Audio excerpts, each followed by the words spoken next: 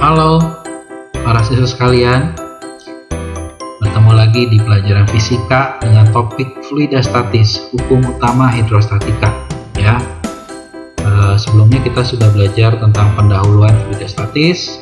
Saat ini kita lanjut lagi ke hukum utama hidrostatika. Ayo kita lanjut. Oke, bagi SMP tuh kalian pernah dapat rumus ini deh kayaknya. P hidrostatik sama dengan rho kali G kali H. Nuruninnya bagaimana ya sebenarnya? Oke, kita lihat penurunannya. Dan apa itu sebenarnya tekanan hidrostatik ya? Tekanan hidrostatik adalah tekanan yang diberikan oleh zat cair pada kesetimbangan karena pengaruh gaya gravitasi. Tekanan hidrostatik meningkat seiring kedalaman diukur dari permukaan fluida. Oke. Kalian lihat gambar sebelah kiri ya. Ini ada sebuah gelas atau sebuah bejana diisi sebuah fluida zat cair. Nah, misalnya kita diminta untuk menghitung tekanan hidrostatis di dasar gelas ini atau di dasar bejana ini. Nah, bagaimana ya? Nah, kalian sudah pernah tahu bahwa rumus tekanan itu P itu pressure, itu sama dengan F dibagi A. F itu apa? F itu gaya, A itu luas menampang ya. Nah, gaya yang menekan bagian dasar dari gelas ini itu adalah gaya berat dari zat cair itu, betul nggak? Nah, gaya berat itu rumusnya adalah massa kali gravitasi. Yes. Massa itu kalian belajar kemarin tentang densitas atau kerapatan atau massa jenis. Massa itu adalah rho dikali V. Ini rho-nya siapa? Ya, rho-nya zat cair karena yang nekannya kan zat cairnya ya. Jadi ini rho zat cair. Dikali V. V-nya V siapa? V zat cairnya ya. Dikali G. Ini G-nya dari sini ya. Ini G per A. A itu apa sih? Luas bejananya, luas alas bejananya ya. Nah, sekarang saya tanya, kalau volume dibagi luas, hasilnya apa? Volume zat cair ini dibagi luas alasnya. Nah, kalau volume dibagi luas itu dapat tinggi zat cairnya, betul nggak?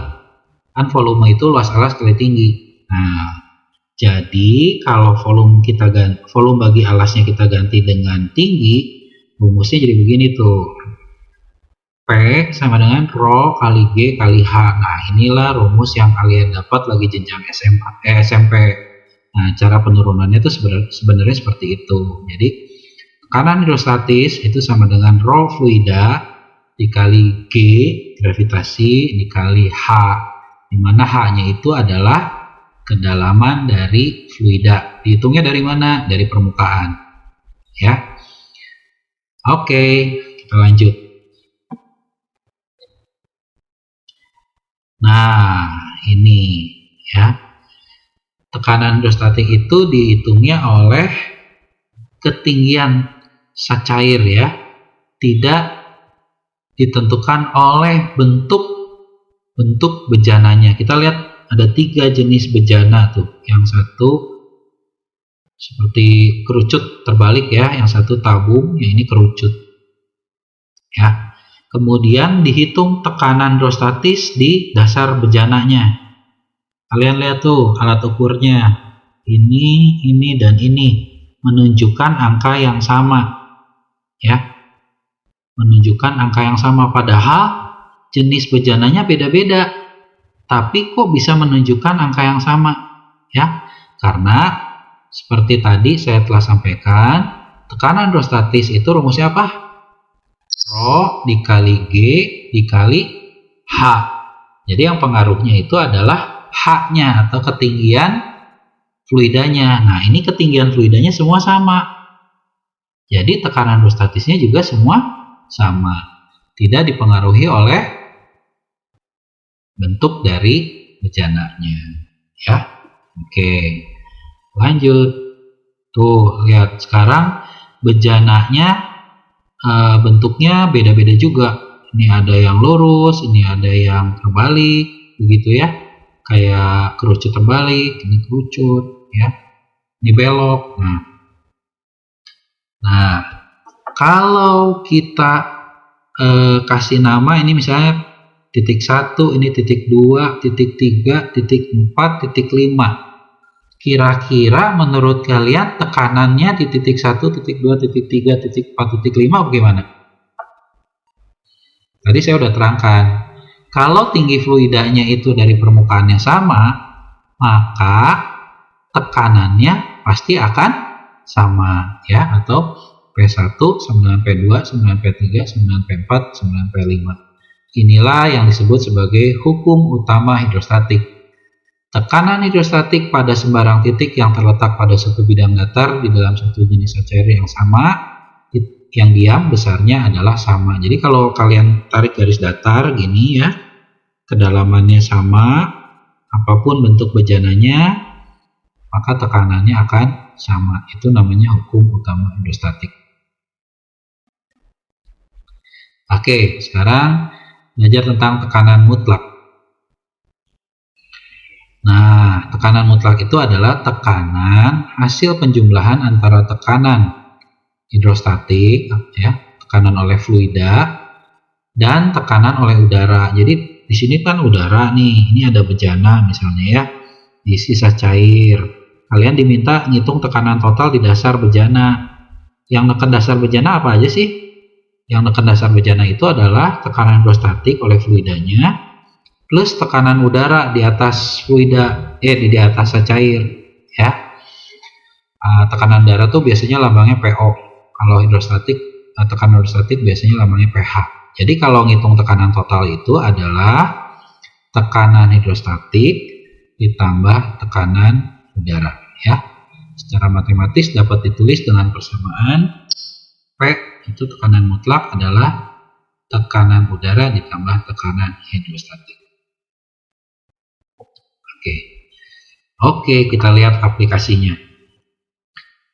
Para siswa sekalian, pernah nggak kamu lihat ya di jam tangan kamu itu ada tulisan water resistant 100 meter atau 200 meter atau 50 meter, ya.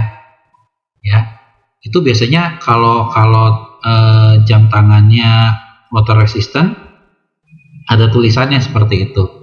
Ya, 50 meter, 100 meter, 200 meter. Nah, itu sebenarnya aplikasi dari yang barusan kita pelajari itu, tekanan hidrostatik. Ya. Cara ngukurnya gimana? Masa kita harus berenang dulu untuk ngukur si jamnya kuat sampai berapa? Kan enggak. Nah, cara ngukurnya ternyata gini. Mungkin kalian belum tahu nih. Nih ada alatnya. Watch waterproof tester, ya. Jadi si jam tangannya masukin ke alat ini, dikasih tekanan, nah nanti kelihatan si tekanannya itu, si jam tangannya itu mampu menahan tekanan sampai berapa. Nah itu sebanding dengan kedalaman di dalam permukaan air itu sebanding dengan kedalaman berapa. Nah ini alatnya ya, alat untuk mengukur kekuatan dari jam tersebut. Kalian bisa lihat nih di YouTube-nya, di sini coba lihat nanti ya, nanti pelajari. Oke, kita masuk ke contoh soal. Nah, ini ada sebuah bejana yang berhubungan, sebutnya pipa U ya. Di bejana tersebut dimasukin air, ini air nih, ya.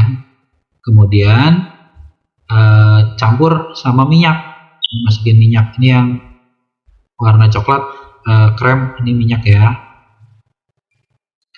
Kalau massa jenis air dan minyak berturut-turut 1000 dan 800, tentukanlah perbedaan tinggi air dan minyak. Nah ini air tuh batasnya di sini kan, di pipa kiri. Nah minyak itu atasnya di sini, di pipa kanan. Nah ini selisihnya berapa? Nah, caranya gimana?